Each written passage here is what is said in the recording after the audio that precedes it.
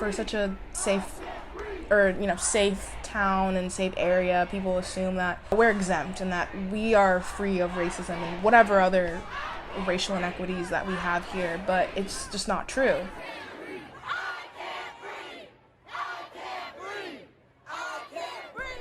In the Hamptons, we're very privileged, and no one really said much about the Black Lives Matter movement, all the police brutality. I mean, it's been going on forever, but like now the world is watching, we need to grab it. Organizing and having a protest here, and even just events in the future that address these issues that we have in our own communities, will, expose people to like what it really is like to be a Black BIPOC or Black Indigenous person of color on the East End.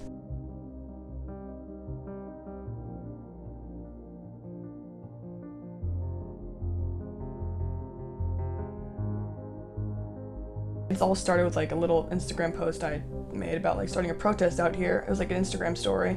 We didn't just want to stop there with the protest, but kind of a long-term sort of group that works towards addressing racial inequality on the East End. Before we came up with a name, we were talking about like how this, isn't just going to be a Black Lives Matter, movement.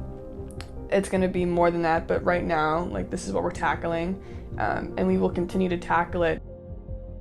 I was the only Black girl in my Catholic school class, and just as a whole, like, there were very few minorities. In my job search, I feel like I've noticed that it's a little harder for me to get jobs. And I think it just comes down to my name, Lateshia, which is obviously Black. And these are the things I feared as I grew up, like people just kind of putting me in this box.